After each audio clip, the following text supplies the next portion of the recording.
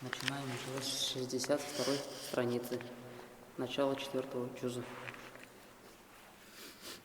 أعوذ بالله من الشيطان الرجيم. بسم الله الرحمن الرحيم. لن تنالوا البر حتى تنفقوا مما تحبون وما تنفقوا من شيء فإن الله به عليم. كل الطعام كان حلا لبني إسرائيل إلا ما حرم إسرائيل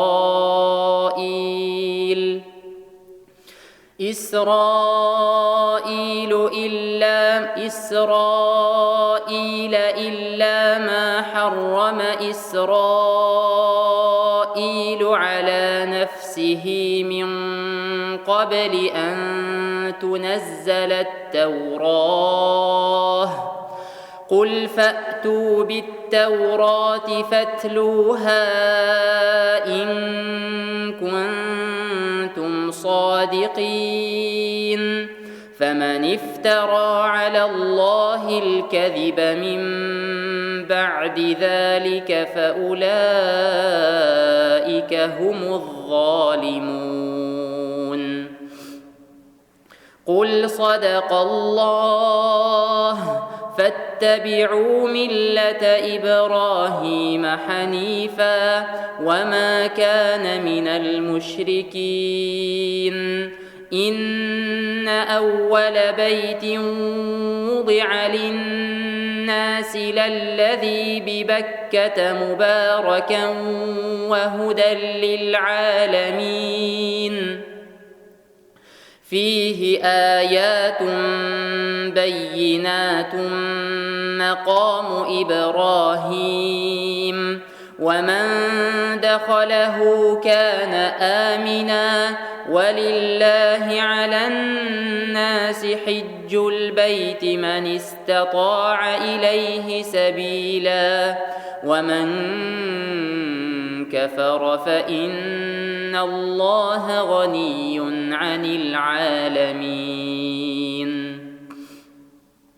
قل يا أهل الكتاب لم تكفرون بآيات الله والله شهيد على ما تعملون. قل يا أهل الكتاب لم تصدون عن سبيل الله من آمن تبغونها عوجا وأنتم شهداء وما الله بغافل عما تعملون. يا أيها الذين آمنوا إن تطيعوا فريقا من الذين أوتوا الكتاب يردوكم بعد إيمانكم كافرين. وكيف تكفرون وأنتم تتلى عليكم آيات الله وفيكم رسوله ومن يعتصم بالله فقد هدي إلى صراط مستقيم. يا أيها الذين آمنوا اتقوا الله حق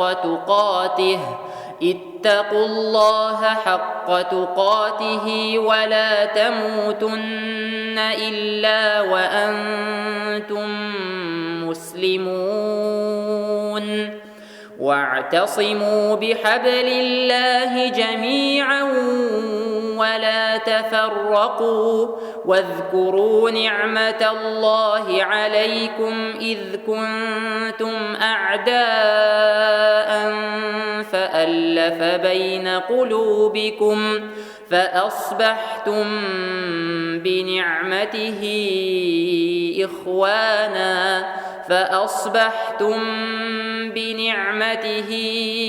إخوانا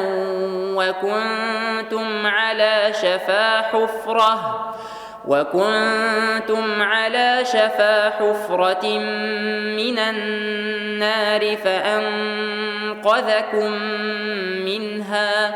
كذلك يبين الله لكم آياته لعلكم تهتدون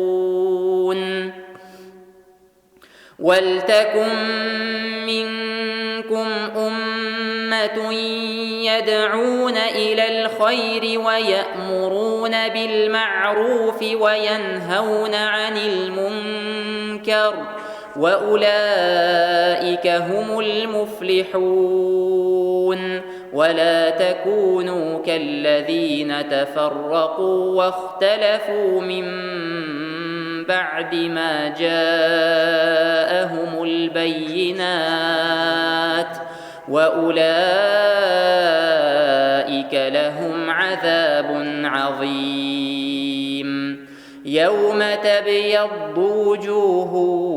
وتسود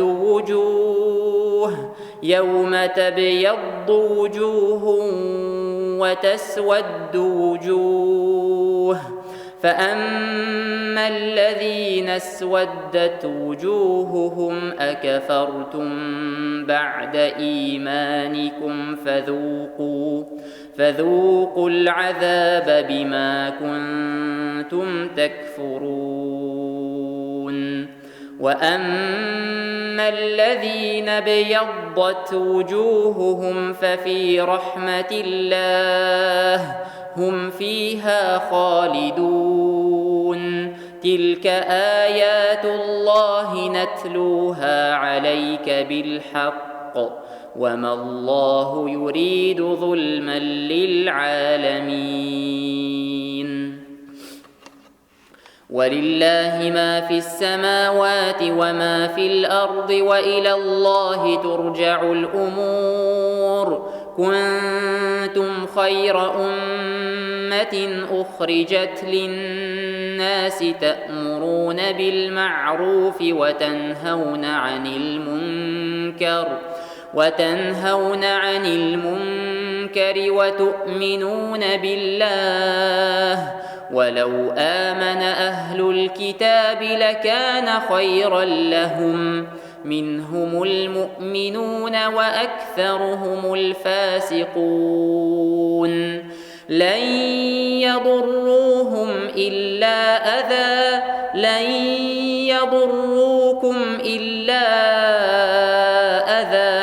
وإن يقاتلوكم يولوكم الأدبار ثم لا ينصرون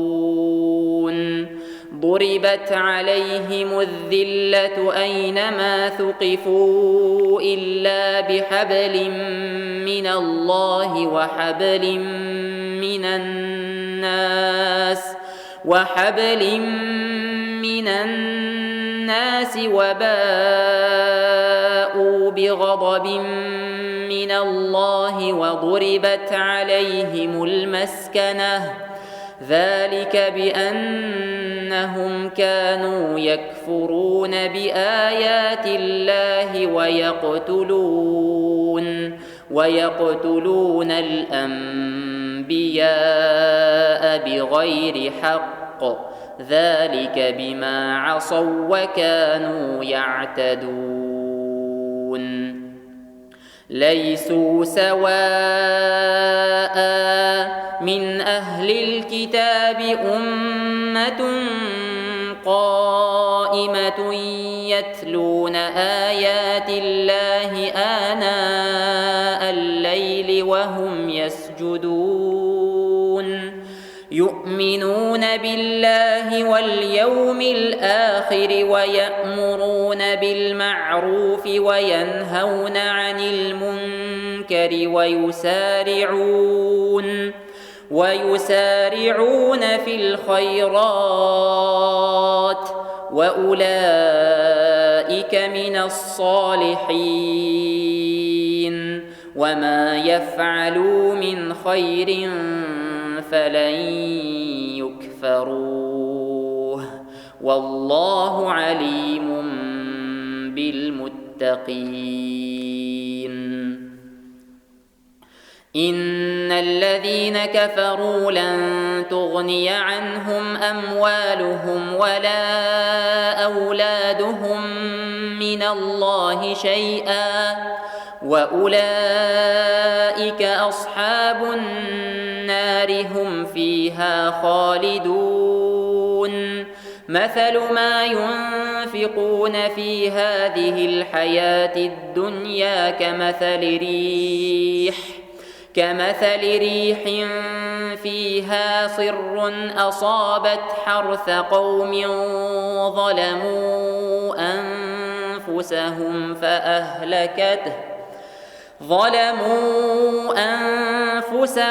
فأهلكته وما ظلمهم الله ولكن أنفسهم يظلمون. يا أيها الذين آمنوا لا تتخذوا بطانة من دونكم لا يألونكم خبالا ودوا ما عنتم قد بدت البغضاء من أفواههم وما تخفي صدورهم أكبر قد بينا لكم الآيات إن كنتم تعقلون. ها أنتم أولئك تحبونهم ولا يحبونكم وتؤمنون بالكتاب كله وإذا لقوكم قالوا آمنا وإذا خلوا عضوا عليكم الأنامل من الغيظ قل موتوا بغيظكم إن الله عليم بذات الصدور. إن تمسسكم حسنة تسؤهم وإن تصبكم سيئة يفرحوا بها وإن تصبروا وتتقوا لا يضركم كيدهم شيئا إن الله بما يعملون محيط. وإذ غدوت من أهلك تبوئ المؤمنين مقاعد للقتال والله سميع عليم. إذ هم الطائفتان منكم أن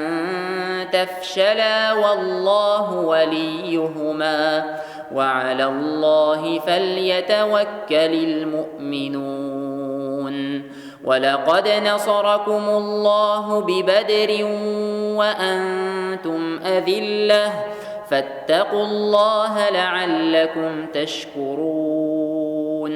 إذ تقول للمؤمنين ألن يكفيكم أن يمدكم ربكم ب3,000 من الملائكة منزلين بلى إن تصبروا وتتقوا ويأتوكم من فورهم هذا يمددكم ربكم ب5,000 من الملائكة مسومين. وما جعله الله إلا بشرى لكم ولتطمئن قلوبكم به وما النصر إلا من عند الله العزيز الحكيم. ليقطع طرفا من الذين كفروا أو يكبتهم فينقلبوا خائبين. ليس لك من الأمر شيء أو يتوب عليهم أو يعذبهم فإنهم ظالمون. ولله ما في السماوات وما في الأرض يغفر لمن يشاء ويعذب من يشاء والله غفور رحيم. يا أيها الذين آمنوا لا تأكلوا الربا أضعافا مضاعفة واتقوا الله لعلكم تفلحون. واتقوا النار التي أعدت للكافرين وأطيعوا الله والرسول لعلكم ترحمون. وسارعوا إلى مغفرة من ربكم وجنة عرضها السماوات والأرض أعدت للمتقين الذين ينفقون في السراء والضراء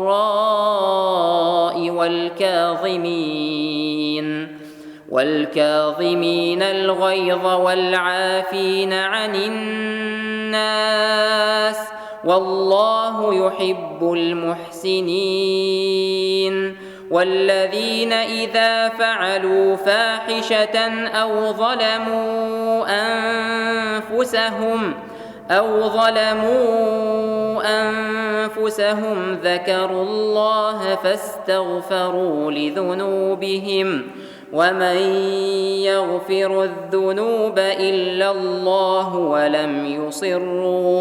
ولم يصروا على ما فعلوا وهم يعلمون. أولئك جزاؤهم مغفرة من ربهم وجنات تجري من تحتها الأنهار خالدين فيها ونعم أجر العاملين. قد خلت من قبلكم سنن فسيروا في الأرض فانظروا كيف كان عاقبة المكذبين. هذا بيان للناس وهدى وموعظة للمتقين. ولا تهنوا ولا تحزنوا وأنتم الأعلون إن كنتم مؤمنين. إن يمسسكم قرح فقد مس القوم قرح مثله وتلك الأيام نداولها بين الناس وليعلم الله الذين آمنوا ويتخذ منكم شهداء والله لا يحب الظالمين.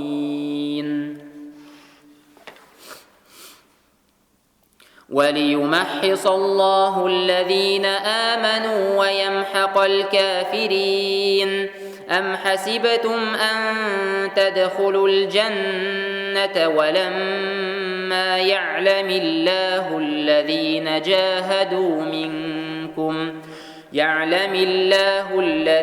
جاهدوا منكم ويعلم الصابرين.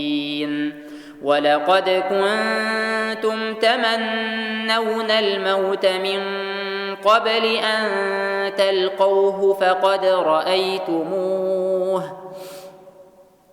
فقد رأيتموه وأنتم تنظرون وما محمد إلا رسول قد خلت من قبله الرسل أفإن مات أو قتلا انقلبتم على أعقابكم ومن ينقلب على عقبيه فلن يضر الله شيئا وسيجزي الله الشاكرين وما كان لنفس أن تموت إلا بإذن الله كتابا مؤجلا ومن يرد ثواب الدنيا نؤته منها ومن يرد ثواب الآخرة نؤته منها وسنجزي الشاكرين وكأي من نبي قاتل معه ربيون كثير فما وهنوا لما أصابهم في سبيل الله وما ضعفوا وما استكانوا والله يحب الصابرين وما كان قولهم إلا أن قالوا ربنا اغفر لنا ذنوبنا وإسرافنا في أمرنا وثبت أقدامنا وانصرنا على القوم الكافرين فآتاهم الله ثواب الدنيا وحسن ثواب الآخرة والله يحب المحسنين يا أيها الذين آمنوا إن تطيعوا الذين كفروا يردوكم على أعقابكم فتنقلبوا خاسرين بل الله مولاكم وهو خير الناصرين سنلقي في قلوب الذين كفروا الرعب بما أشركوا بالله ما لم ينزل به سلطانا ومأواهم النار وبئس مثوى الظالمين ولقد صدقكم الله وعده إذ تحسونهم بإذنه حتى إذا فشلتم وتنازعتم في الأمر وعصيتم من بعد ما أراكم ما تحبون منكم من يريد الدنيا ومنكم من يريد الآخرة ثم صرفكم عنهم ليبتليكم ولقد عفا عنكم والله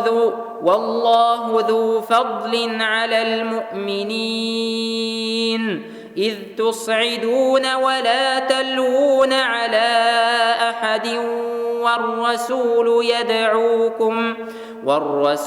يدعوكم في أخراكم فأثابكم غما بغم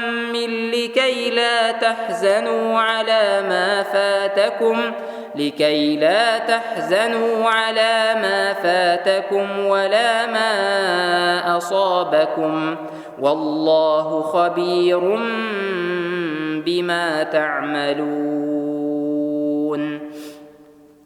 ثم أنزل عليكم من بعد الغم أمنة أمنة نعاسا يغشى طائفة منكم وطائفة قد أهمتهم أنفسهم يظنون بالله غير الحق ظن الجاهلية يقولون هل لنا من الأمر من شيء قل إن الأمر كله لله يخفون في أنفسهم ما لا يبدون لك يقولون لو كان لنا من الأمر شيء ما قتلنا هاهنا قل لو كنتم في بيوتكم لبرز الذين كتب عليكم القتل إلى مضاجعهم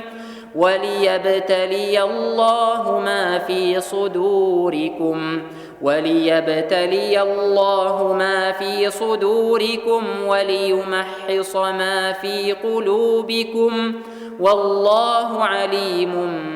بذات الصدور إن الذين تولوا منكم يوم التقى الجمعان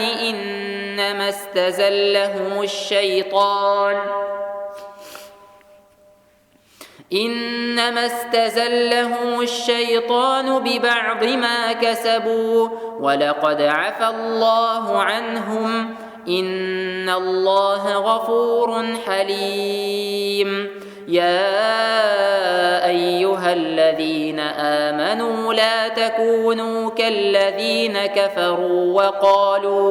وقالوا لإخوانهم إذا ضربوا في الأرض أو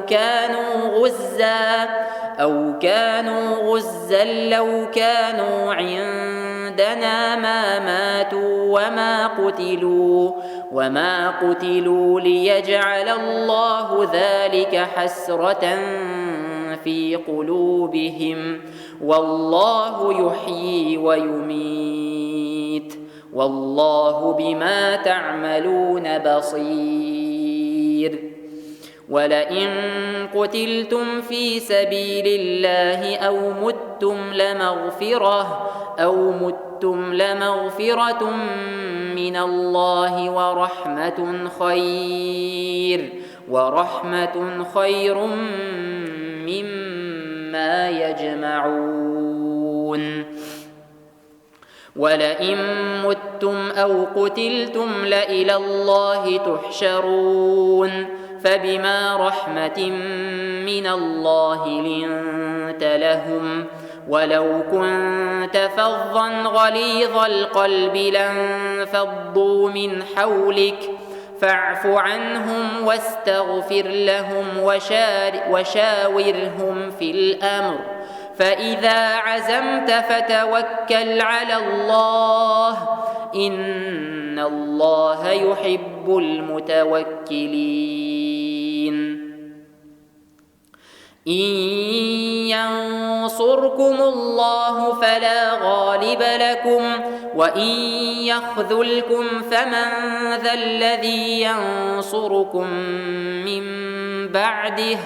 وعلى الله فليتوكل المؤمنون وما كان لنبي أن يغل ومن يغلل يأت بما غل يوم القيامة ثم توفى كل نفس ما كسبت وهم لا يظلمون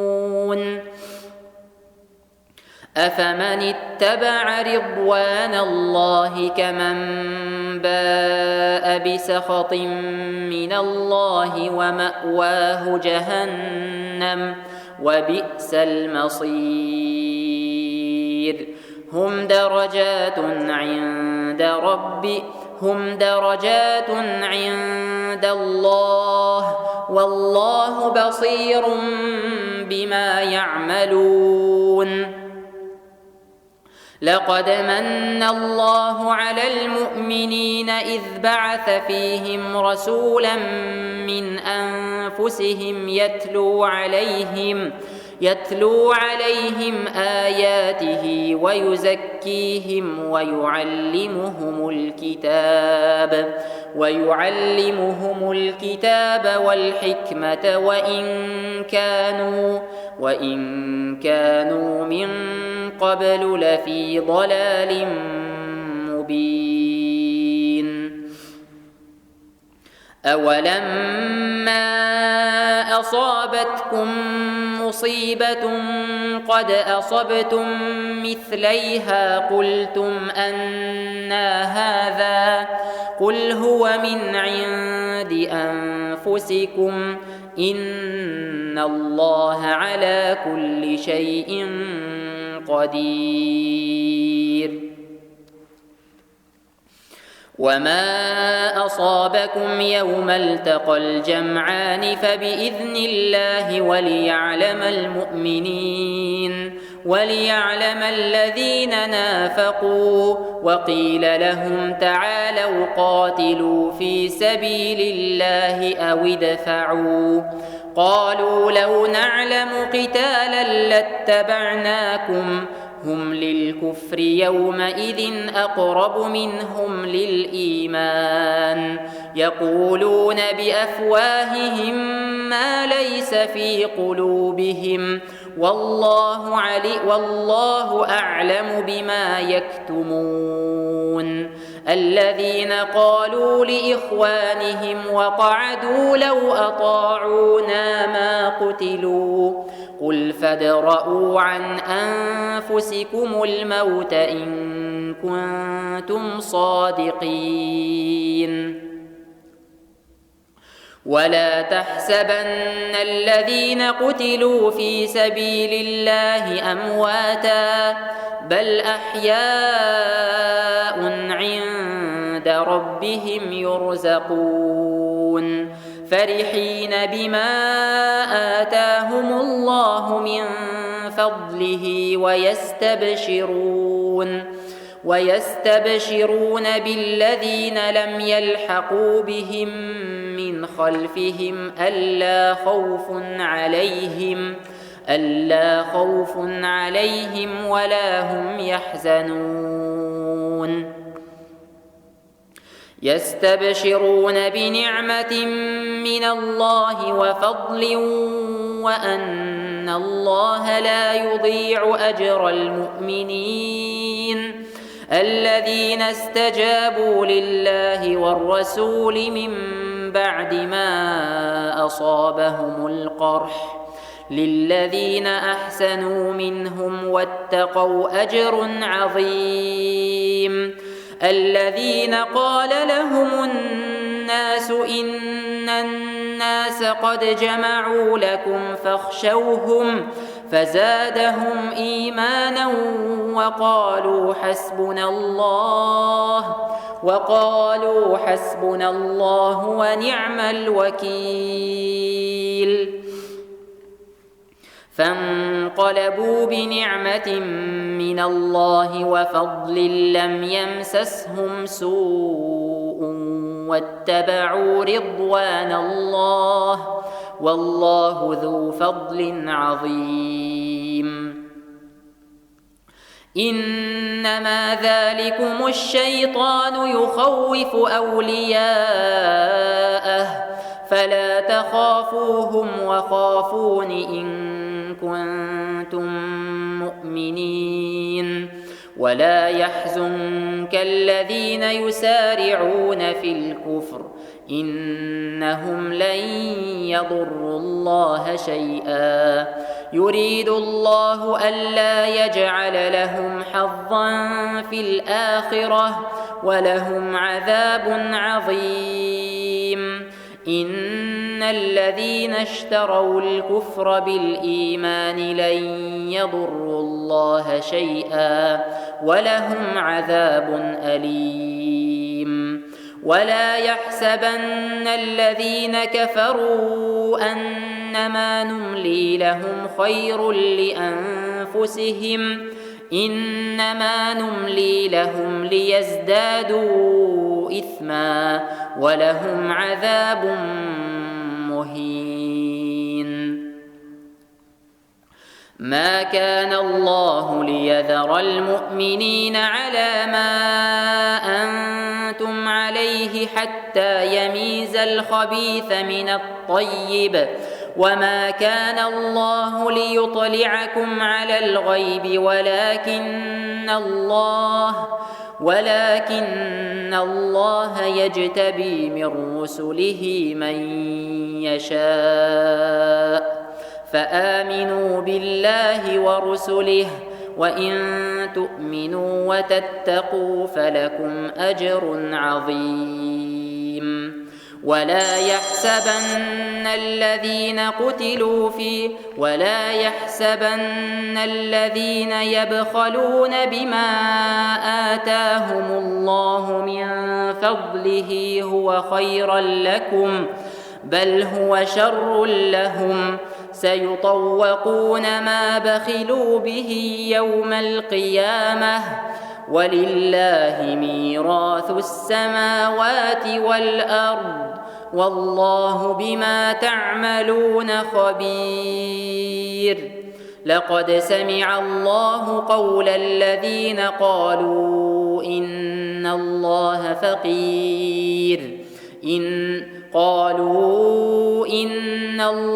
فقير ونحن أغنياء، سنكتب ما قالوا وقتلهم الأنبياء بغير حق، ونقول ذوقوا عذاب الحريق. ذلك بما قدمت أيديكم وأن الله ليس بظلام للعبيد. الذين قالوا إن الله عهد إلينا ألا نؤمن لرسول حتى يأتينا بقربان تأكله النار، قل قد جاءكم رسل من قبلي بالبينات وبالذي قلتم فلم قتلتموهم إن كنتم صادقين. فإن كذبوك فقد كذب رسل من قبلك جاءوا بالبينات والزبر والكتاب المنير، كل نفس ذائقة الموت، وإنما توفون أجوركم يوم القيامة، فمن زحزح عن النار وأدخل الجنة فقد فاز، وما الحياة الدنيا إلا متاع الغرور. لتبلون في أموالكم وأنفسكم ولتسمعن من الذين أوتوا الكتاب من قبلكم ومن الذين أشركوا أذى كثيرا، وإن تصبروا وتتقوا فإن ذلك من عزم الأمور. وإذ أخذ الله ميثاق الذين أوتوا الكتاب لتبيننه للناس ولا تكتمونه فنبذوه وراء ظهورهم واشتروا به ثمنا قليلا فبئس ما يشترون. لا تحسبن الذين يفرحون بما أتوا ويحبون أن أتوا ويحبون أن يحمدوا بما لم يفعلوا فلا تحسبنهم بمفازة من العذاب ولهم عذاب أليم ولله ملك السماوات والأرض والله على كل شيء قدير إن في خلق السماوات والأرض واختلاف الليل والنهار لآيات لأولي الألباب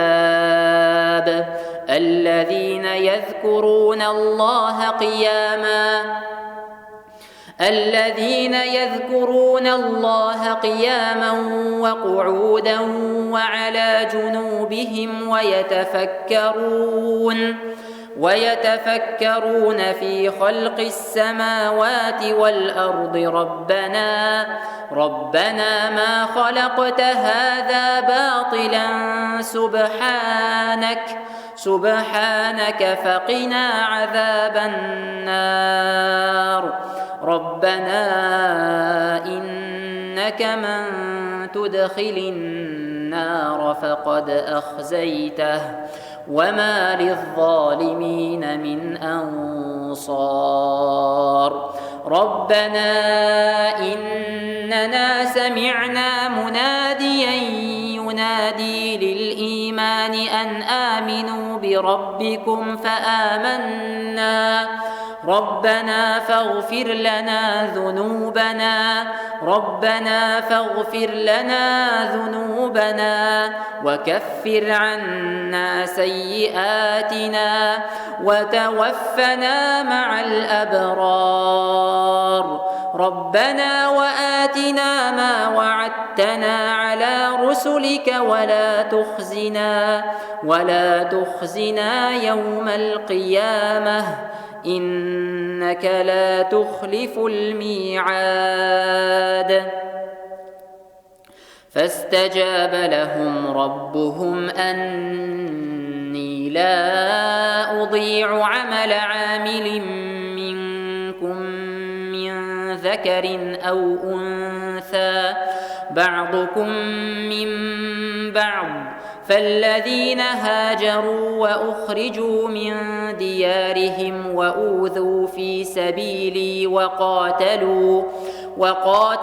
وقتلوا لأكفرن عنهم سيئاتهم ولأدخلنهم جنات تجري من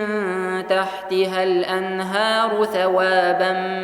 من عند الله والله عنده حسن الثواب لا يغرنك تقلب الذين كفروا في البلاد متاع قليل ثم مأواهم جهنم وبئس المهاد لكن الذين اتقوا ربهم لهم جنات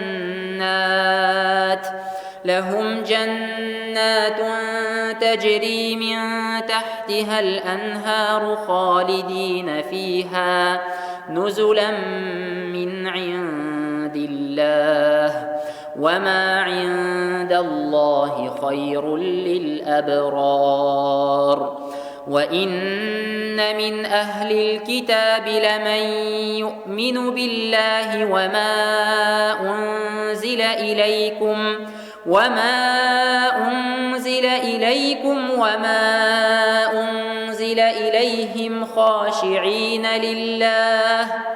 خاشعين لله لا يشترون بآيات الله ثمنا قليلا أولئك لهم أجرهم عند ربهم إن الله سريع الحساب يا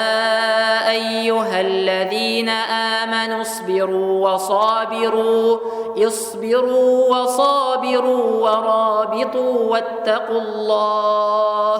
واتقوا الله لعلكم تفلحون. بسم الله الرحمن الرحيم. يا أيها الناس اتقوا ربكم الذي خلقكم من نفس واحدة وخلق منها زوجها وبث منهما رجالا كثيرا ونساء واتقوا الله الذي تساءلون به والأرحام إن الله كان عليكم رقيبا. وآتوا اليتامى أموالهم ولا تتبدلوا الخبيث بالطيب ولا تأكلوا أموالهم إلى أموالكم إنه كان حوبا كبيرا. وإن خفتم ألا تقسطوا في اليتامى فانكحوا ما طاب لكم من النساء مثنى وثلاث ورباع، فإن خفتم ألا تعدلوا فواحدة أو ما ملكت أيمانكم ذلك أدنى ألا تعولوا. وآتوا النساء صدقاتهن نحلة، فإن طبن لكم عن شيء منه نفسا فكلوه هنيئا مريئا.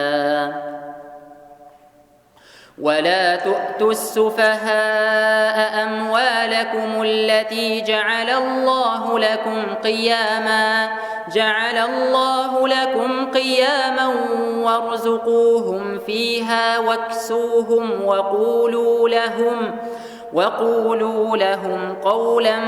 معروفا. وابتلوا اليتامى حتى إذا بلغوا النكاح، فإن آنستم منهم رشدا فادفعوا إليهم أموالهم ولا تأكلوها إسرافا وبدارا أن يكبروا. ومن كان غنيا فليستعفف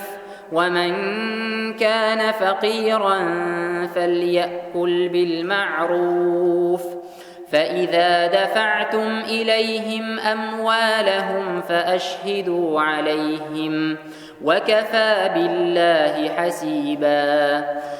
للرجال نصيب مما ترك الوالدان والأقربون وللنساء نصيب مما ترك الوالدان والأقربون مما قل منه أو كثر نصيبا مفروضا. وإذا حضر القسمة أولو القربى واليتامى والمساكين فارزقوهم منه وقولوا لهم قولا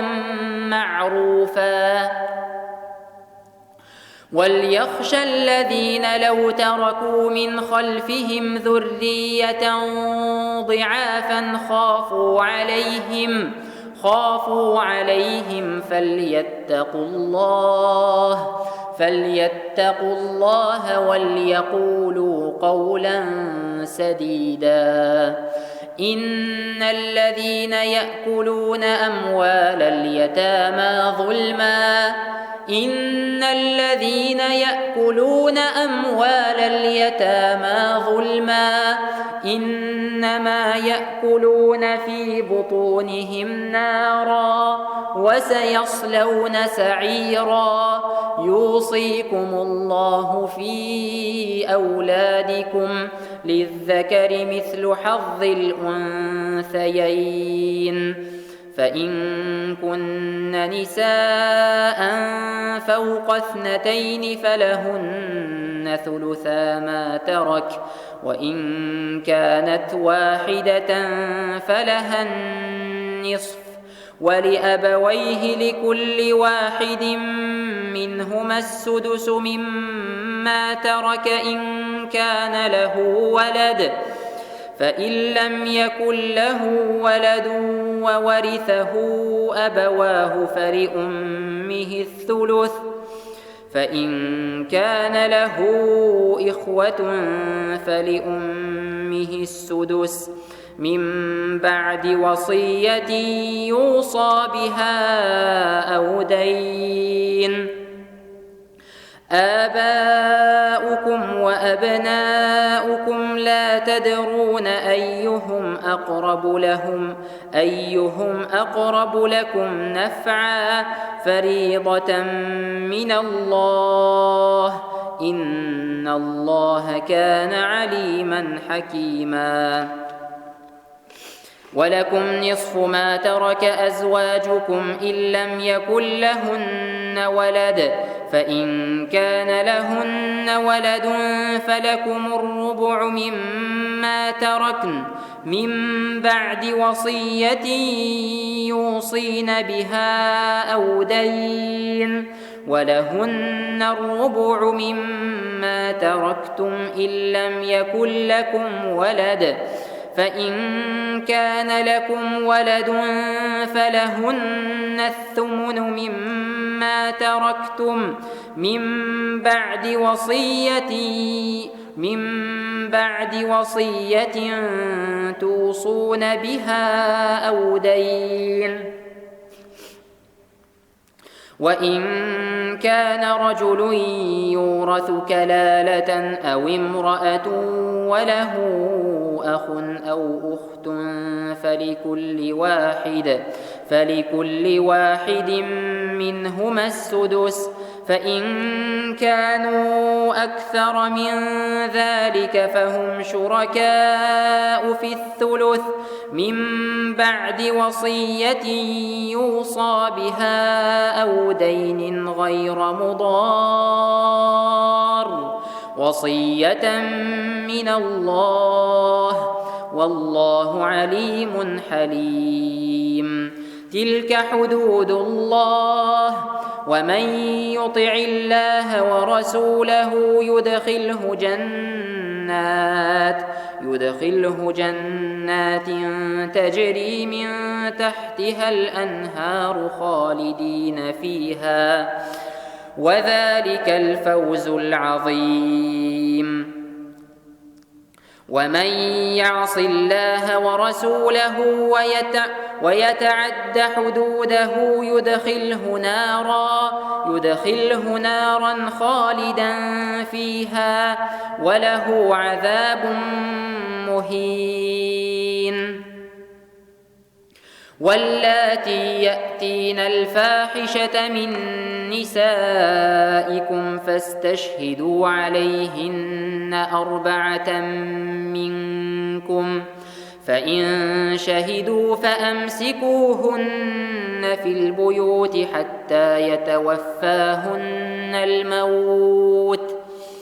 حتى يتوفاهن الموت أو يجعل الله لهن سبيلا واللذان يأتيانها منكم فآذوهما فإن تابا وأصلحا فأعرضوا عنهما إن الله كان توابا رحيما إنما التوبة على الله للذين يعملون السوء بجهالة ثم يتوبون من قريب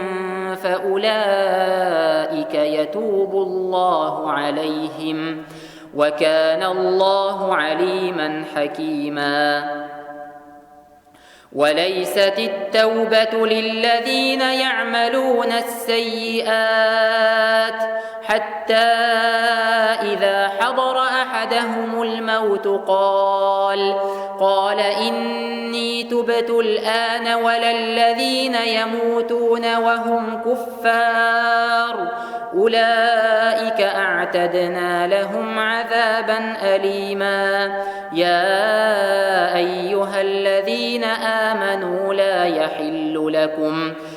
يحل لكم أن ترثوا النساء كرها ولا تعضلوهن لتذهبوا ببعض ما آتيتموهن إلا أن يأتين بفاحشة مبينة وعاشروهن بالمعروف فإن كرهتموهن فعسى أن تكرهوا شيئا ويجعل الله فيه خيرا كثيرا. وإن أردتم استبدال زوج مكان زوج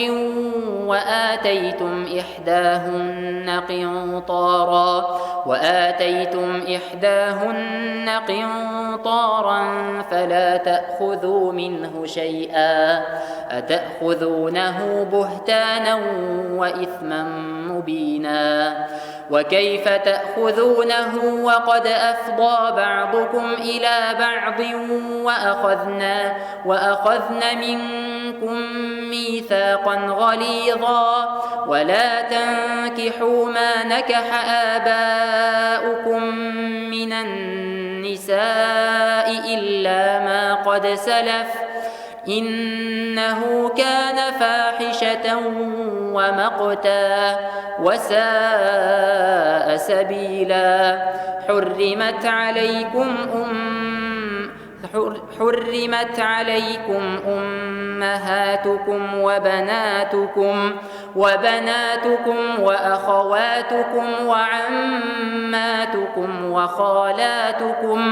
وخالاتكم وبنات الأخ وبنات الأخت وأمهاتكم اللاتي أرضعنكم وأخواتكم من الرضاعة وأمهات نسائكم وربائبكم اللاتي في